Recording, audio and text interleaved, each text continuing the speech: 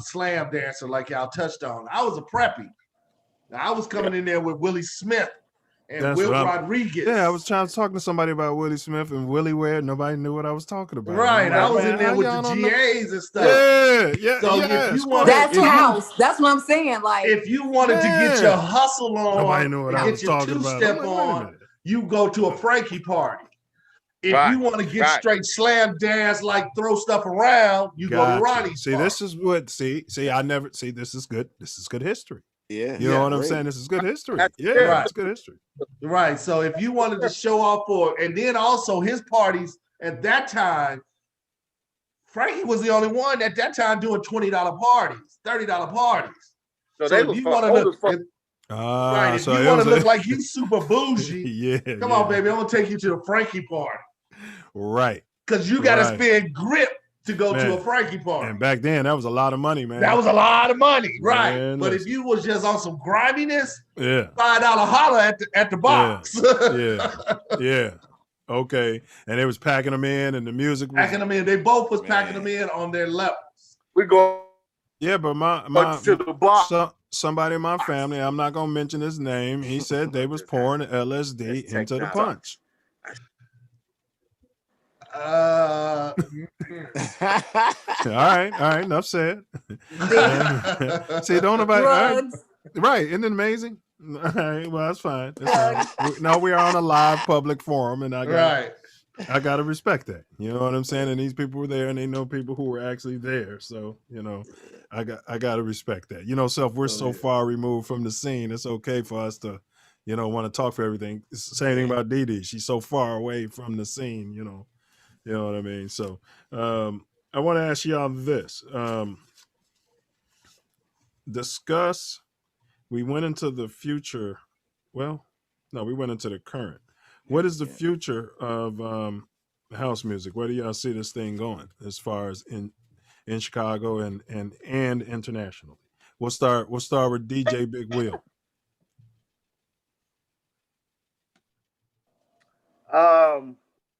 Wow. Well, this pandemic thing has really changed the game. Because before it was about numbers and crowds. He's talking about the Peter pandemic, everybody. It's Peter pandemic. Go ahead, bro. And now it's all about views. And people are kind of, you know, hit or miss on viewing things if you keep hitting them with it often. You know, so it's interesting to see where it's going to go. The music itself will forever be created. You can't stop the music from being created. So everybody's gonna dance to it with mask on. Itself. Yeah, that's what I'm saying. Like, what is the music without people? I don't know. Man, right now I'm at that crossroads right now. All right, well, I'll make it easier for you. We come up with a magic. Well, hold on, bro. We come up with a magic antiviral or vaccine, and so the Peter pandemic is no longer an issue. You know, people are partying at clubs again. Where do you see the future of house music in that iteration? Because I do believe they think they're going to fix this problem. I mean, if we all sit here and believe that it'll never change, then quite frankly, it'll never change. Will. So, yeah. Well, right. Quite frankly. Well, if you say it like that, it's gonna be crabs. Now all of a sudden everybody's asleep. These motherfuckers, it's going to explode because everybody has been sitting in and they need to get out. And they're going to be going everywhere. If you you got some kind of we got some kind of antidote that fixed this shit. We free now, nigga. I'm taking the bus. I don't give no fuck. We coming out because I sure enough miss Tuesday nights at Reynolds. I sure enough miss that environment. I miss being able to dance and be able to move and get around. I gotta keep moving. I don't move as much as I used to because I ain't dancing no more. You know, so I'm like, this is ridiculous. Well, you know, so Will and Dee Dee, to go along that vein, don't you think that the internet has made the listening audience a little bit more savvy, and they're just not going to come out just to be coming out? They really know music now. They've been listening to music on a global scale now. So just to go out to say, I'm going over here, but I mean, he makes a good point. More DJs have even gotten discovered, probably too. Right. I think it's going to be more selective than just an explosion. It's going to be an explosion, but it's going to be a selective explosion. Like, okay, I used to listen to Mike Dunn, but this cat George Michaels sound a whole lot better because I heard him on the internet for the past 2 years. I want to go to his party versus than here. Can I beg to differ? Right now, with today's technology, you ain't got to do shit. All you need to do is put 50 songs into a computer, tell the computer to play the songs in whatever order they want to be played in, and go that way, and it'll be blended. You got motherfucking people like Paris Hilton getting paid hundreds of thousands of dollars to spin.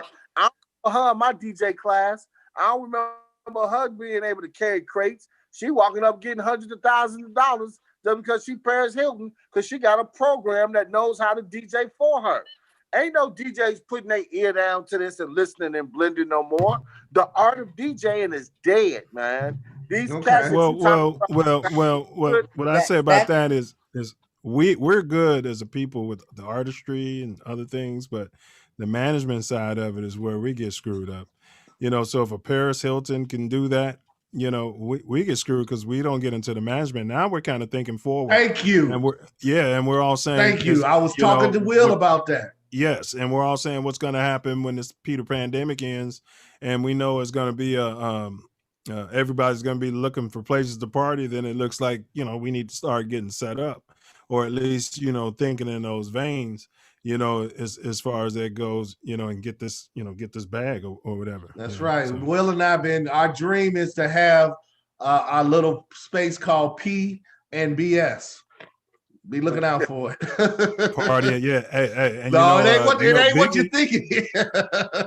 But it ain't what you think it is. So it ain't party and BS. But I'm gonna say this though, Biggie made that was his first song, P and BS. Even though it might be different from y'all, Don't even ask. Yeah, so